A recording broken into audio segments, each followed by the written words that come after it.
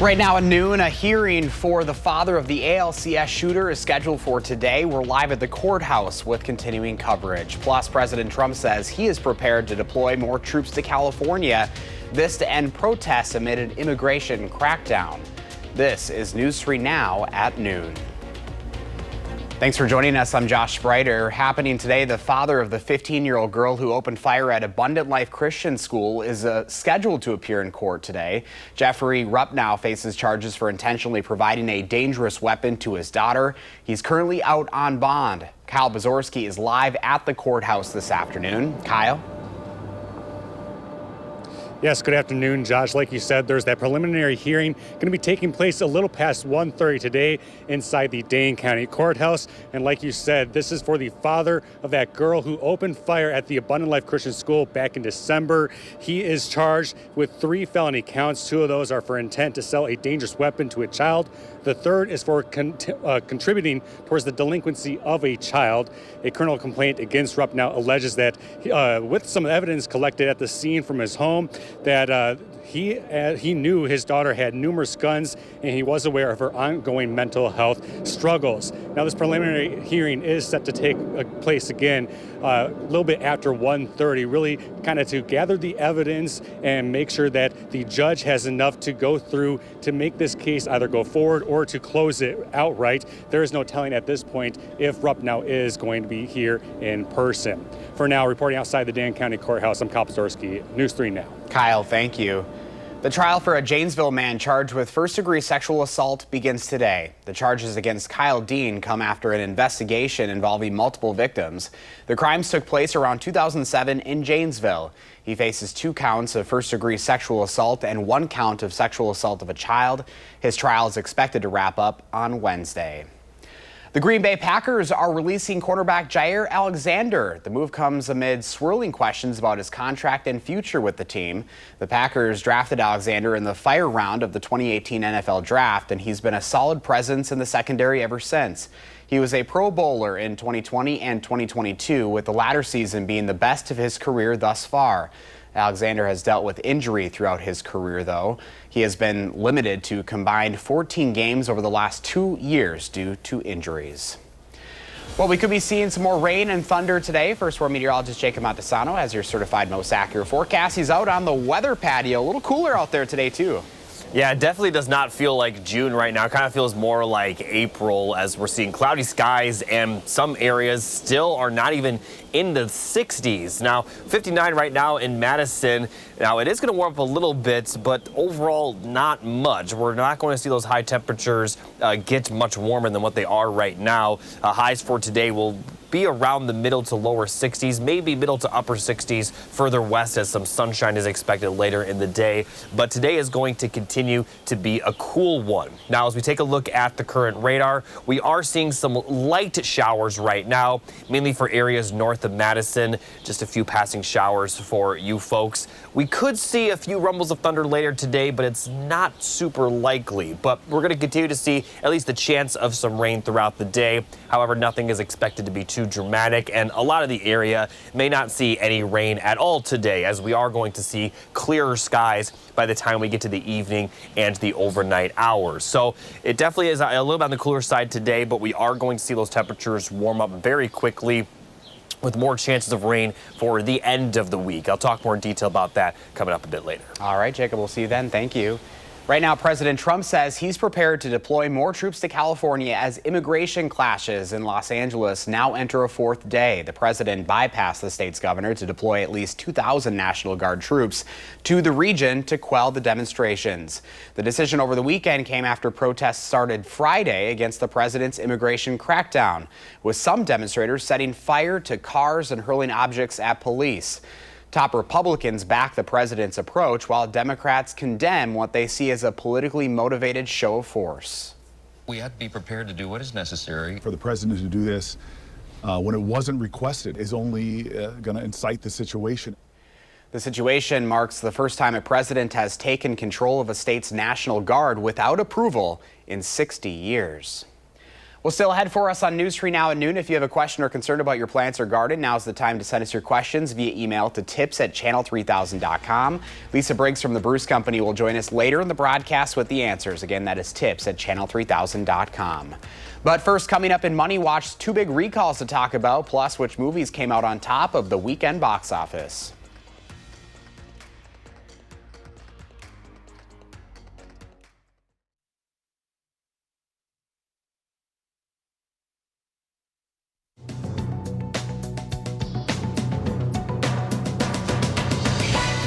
Two big recalls. First, the Food and Drug Administration says recalled brown eggs distributed by August Egg Company have been linked to a salmonella outbreak in 7 states, with at least 79 people sickened. 21 people have been hospitalized. The eggs were sold under multiple brand names, including Clover, First Street, and O Organics. The FDA is urging consumers, restaurants, and retailers not to eat or serve the eggs and to sanitize any surfaces they come into contact with. The federal investigation into the outbreak continues.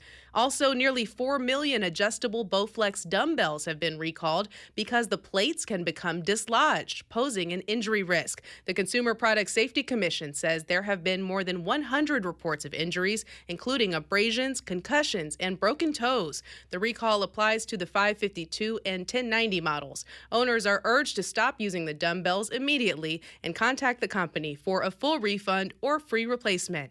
And Lilo and Stitch blasted to the top of the weekend box office again, earning more than $32 million in North America. The John Wick spin-off Ballerina danced to number 2 in its debut with $25 million. Mission Impossible: The Final Reckoning continues its run at 3rd with $15 million. That's your CBS News Money Watch report. For more, log on to cbsmoneywatch.com. At the CBS Broadcast Center, I'm Jesse Mitchell. Here's a look at the stock numbers right now. The Dow is up 48 points, NASDAQ up 92, and the S&P 500 up 12 this hour. Pam has the farm numbers next, and Jacob is tracking the first warn forecast. Later on Live at 4, the Madison Reading Project is gearing up for a big event this week. They're looking to support local literacy.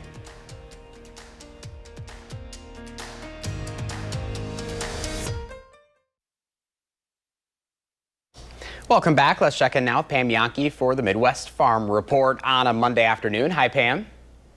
Hi, Josh. Yeah, we're keeping an eye on the clouds right now. We've got about 900 FFA members and their advisors that came into Madison early. This is the week for the Wisconsin State FFA Convention. It's going to be held at the Alliant Energy Center in Madison, but that doesn't start officially until Wednesday with opening ceremonies. Today, the 900 FFA members are going to be scattered around Dane County and Madison specifically for their day of service. This is something that started in 2009 as a way to kind of give back to their host community. And boy, they make the most of it, that's for sure.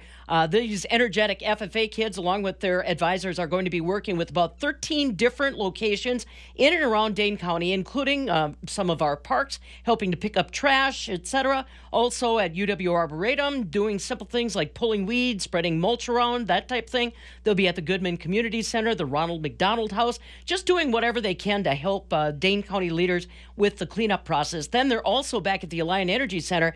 Their goal is to build 60 beds for children and families in the Madison area through the Sleep in Heavenly Peace. They are also going to be packing 100,000 meals that are part of Meals from the Heartland. So a lot of different things that the kids are engaged in today. Hopefully, these pictures obviously last year, hopefully the weather will allow them for some of that outdoor activity. Tomorrow, they'll be involved in competitive activities. And then Wednesday, like I said, the beginning of opening ceremonies. Since they started that day of service, kind of interesting to note that they've provided over 5,000 volunteer hours to the Madison community in just that one day every year, just before convention. And I know that the advisors enjoy seeing the kids giving back, and they enjoy it too. Markets a little on the downside on the midday for corn, soybeans, and wheat. Some of the eastern corn belt getting finished with their spring planting, which has been an issue. Tonight, this afternoon, we'll get our latest planting progress report. Dairy is a little mixed today. Barrel cheese, obviously unchanged. Remember, they're not using that as an indicator for milk price anymore. 40-pound block cheese, that's up 2 1/4 at $1.88. Double A butter, down a half at $2.55.5 per pound. So, yeah, this is the day when they get to relax, still be in T-shirt and jeans.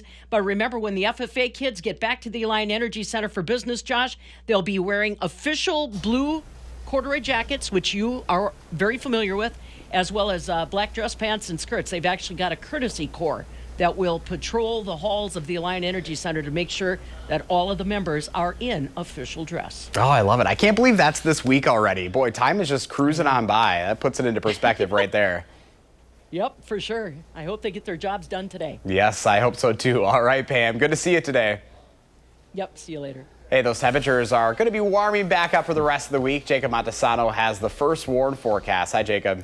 Hey, Josh. Yeah, you're right. We're going to see 80s as early as Wednesday, but for this afternoon, we're still going to remain at least in the 60s. If not, some areas may be in the 50s. Now, taking a look at our next chance of storms, we could see some Thursday and Friday, but today we're not really going to see many thunderstorms. We still could see some rainfall. Now, before I talk about the temperatures and rainfall, I do want to mention the air quality once again. Right now at moderate levels for Madison and areas to the south and east. It's at good levels further northwest, but if we look at the wildfire smoke forecast, it does look like we are going to see some smoke move back into the area. Now, right now we aren't seeing any air qualities, but we may see some additional air qualities when that smoke kind of pushes back into the area. This is mostly going to be the case for later in the day, Monday and into Tuesday. Again, still very unclear when this will end, simply because, these wildfires could spawn at any moment, but at least for the near future, we're going to continuously be dealing with this wildfire smoke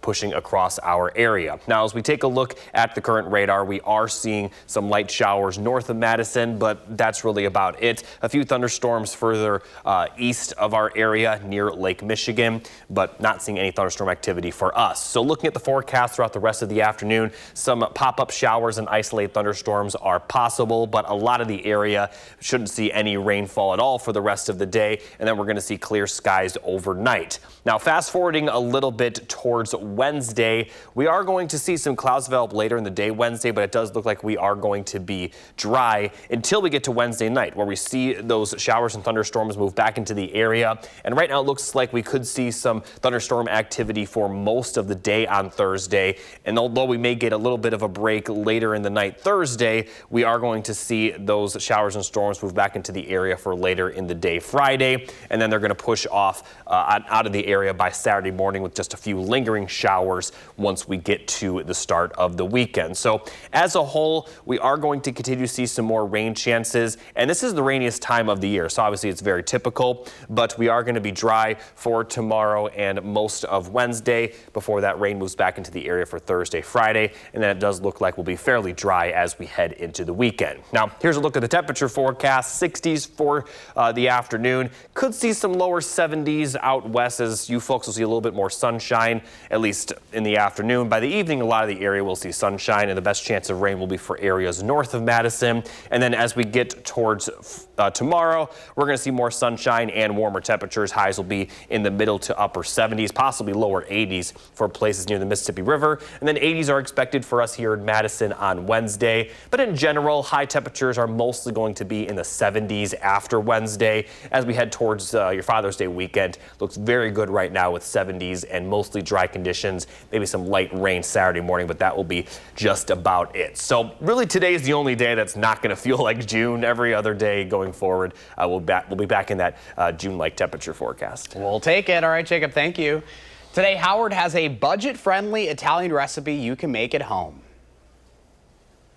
When it comes to making dinner, nothing beats a recipe that uses off-the-shelf ingredients, is easy to make, and that tastes great.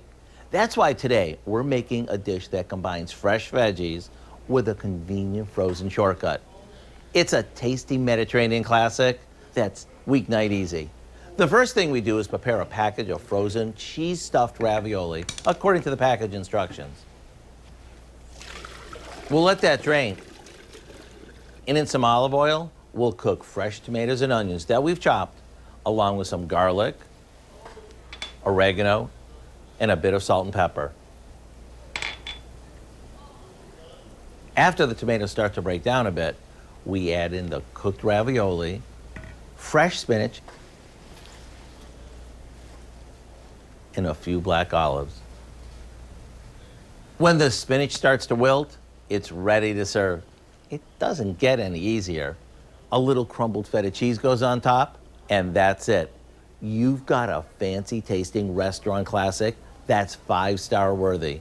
To get the recipe for our Mediterranean ravioli with feta, all you have to do is visit our website. As for the taste, well, the ravioli are crazy tender. The sauce is packed with flavor, and the cheese gives it just the right tang.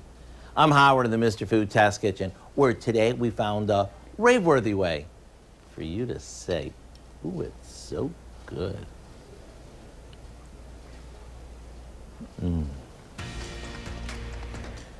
Ahead at noon, Lisa Briggs from the Bruce Company is here answering your plant and garden questions. Email now to tips@channel3000.com. We'll get the answers next.